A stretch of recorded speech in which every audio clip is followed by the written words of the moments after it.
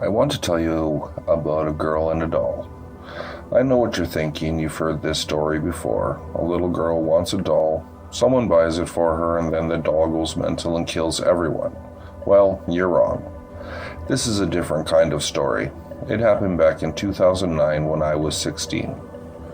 One day, as I was walking home from school, I noticed that a new family had moved into the house at the end of my street.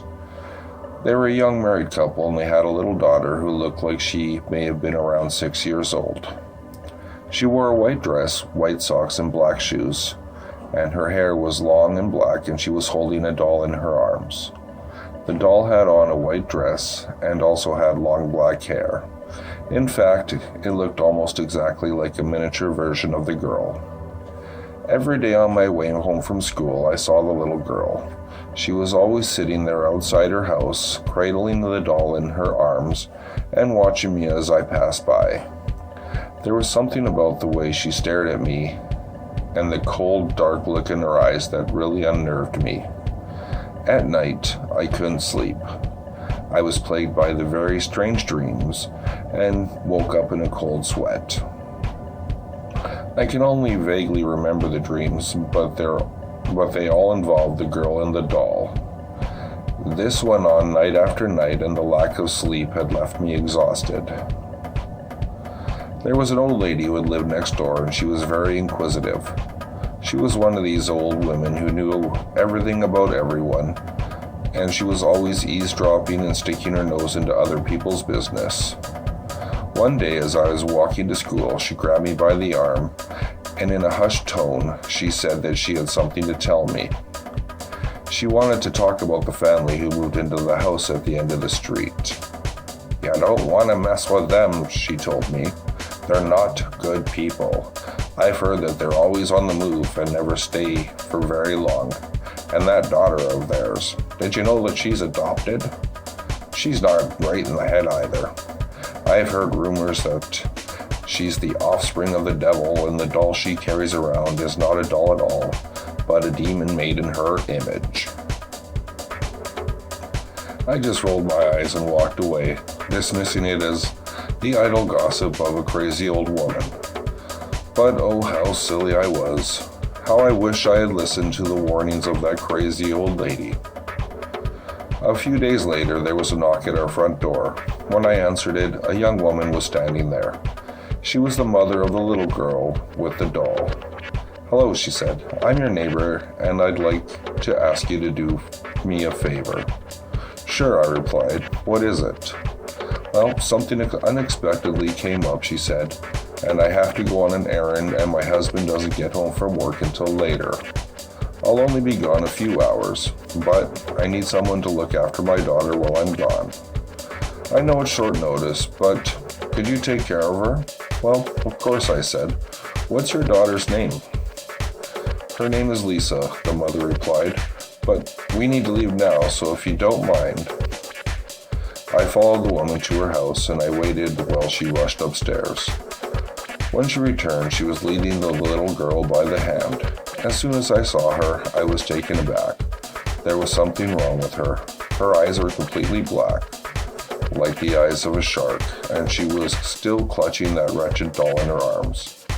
I didn't know what it was about that doll that creeped me out so much. Perhaps it was because it looked so much like the little girl that it was disturbing and uncanny. Before I had a chance to back out, the mother said her goodbyes, then got into the car and drove away. Without a word, Lisa reached up and took me by the hand. Her skin was ice cold to the touch, and it sent a shiver down my spine. "Play with me," she said. So we went upstairs to her bedroom, but as soon as I closed the door, I began to feel uneasy. I could detect a strange, unpleasant smell in the room, but I couldn't figure out what it was or where it was coming from. I played with Lisa for about 30 minutes, but then I began to feel a tightness in my chest. I broke out into a cold sweat and my stomach was churning. I felt like I was going to vomit.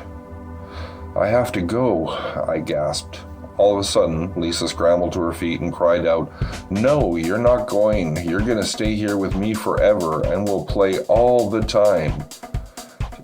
She stared at me with those cold black eyes, and I felt like I was going to faint.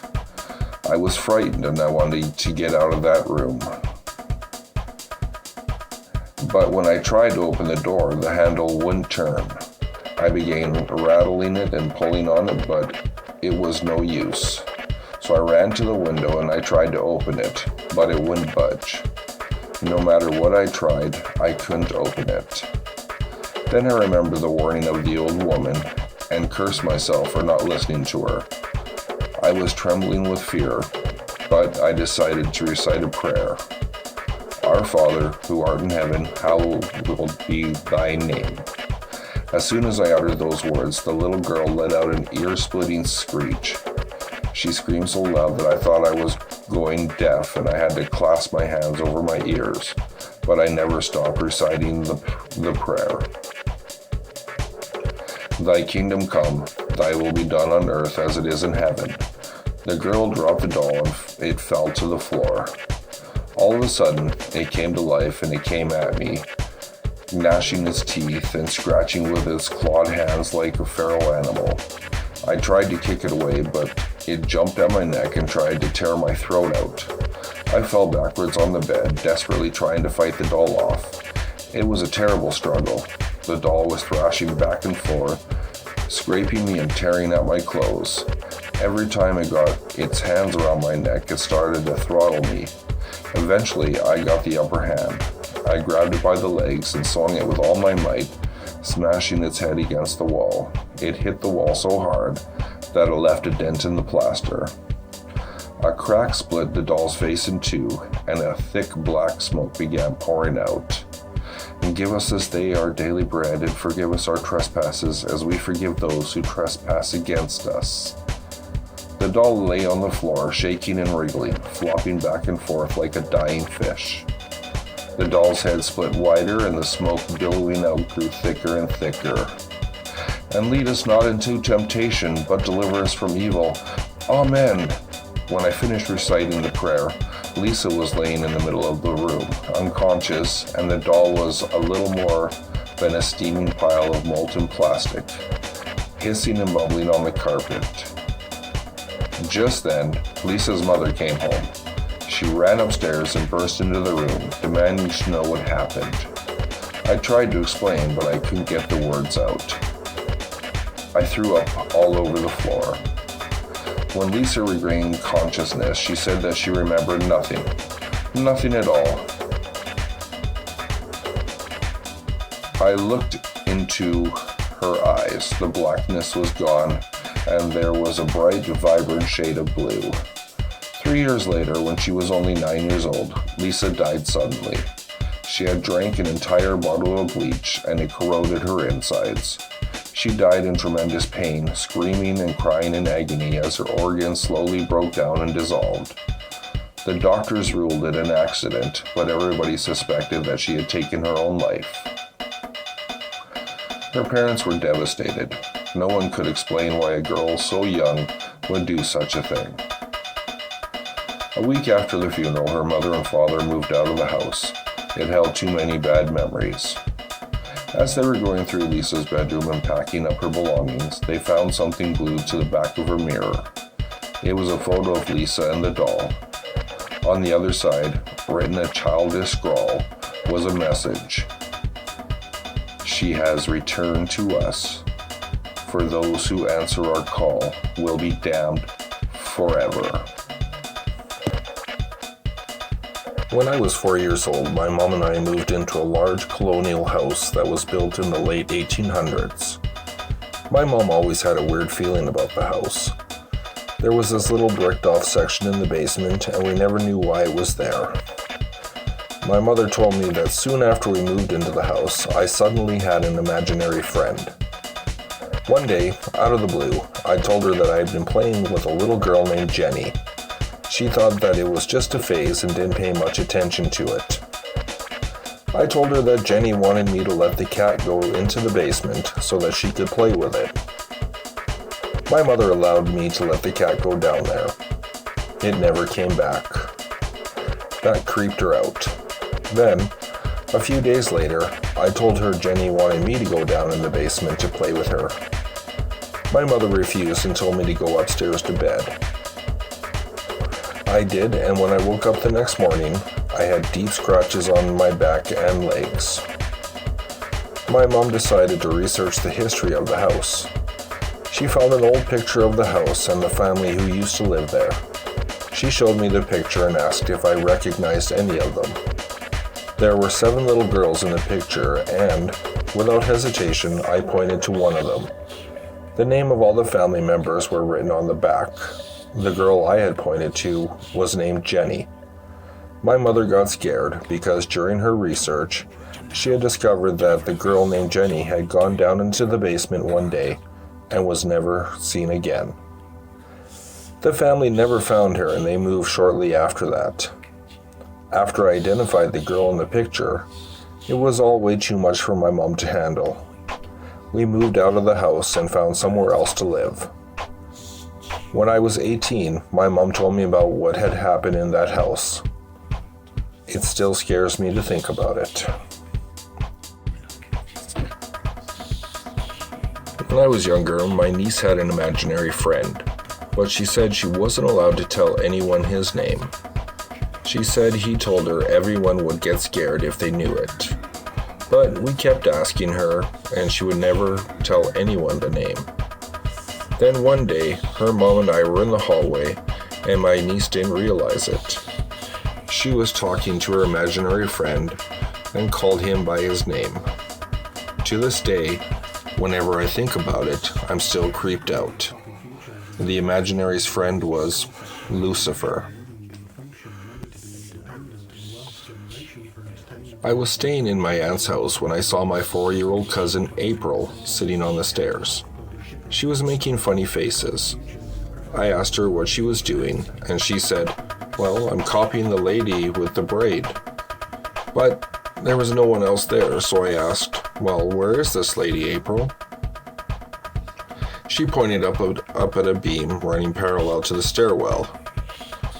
"And what's this lady doing?" I asked. "Well, she's making funny faces," April replied.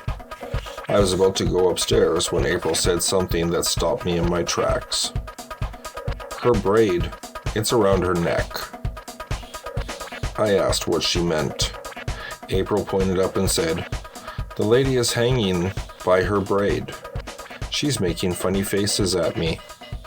Then April started making a face. Her eyes were wide and bugged out. Her mouth hung open and her tongue stuck out. I realized it was the face of someone who was being strangled to death.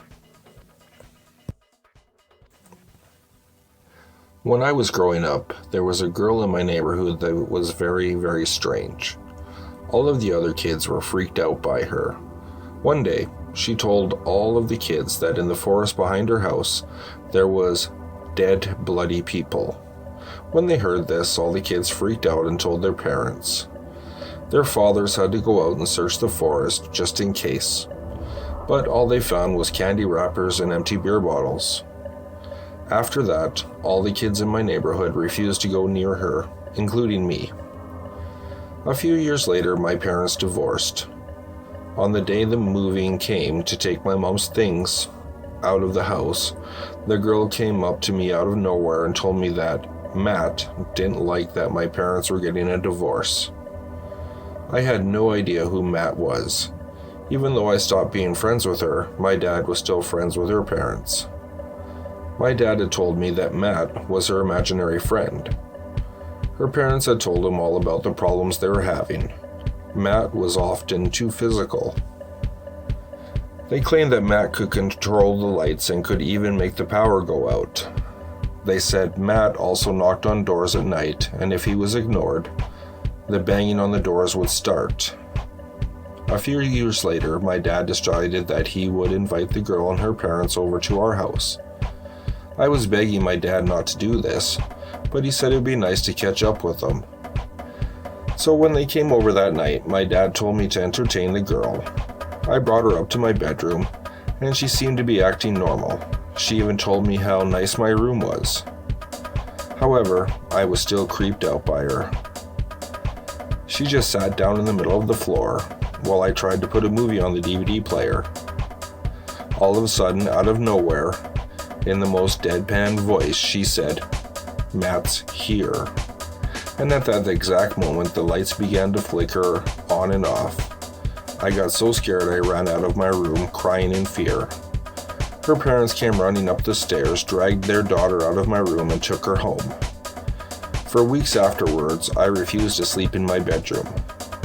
I haven't heard much from that family ever since then, but I have heard that Matt still controlled the lights, but I didn't know if he was really still around. To this day, whenever the lights begin to flicker or a bulb blows, it still freaks me out. If you like what you heard, please like, subscribe, and share with your friends. If you'd like to, you can follow me at Twitter. The handle is @FuzzyPantaloons, and I'll see you all next time.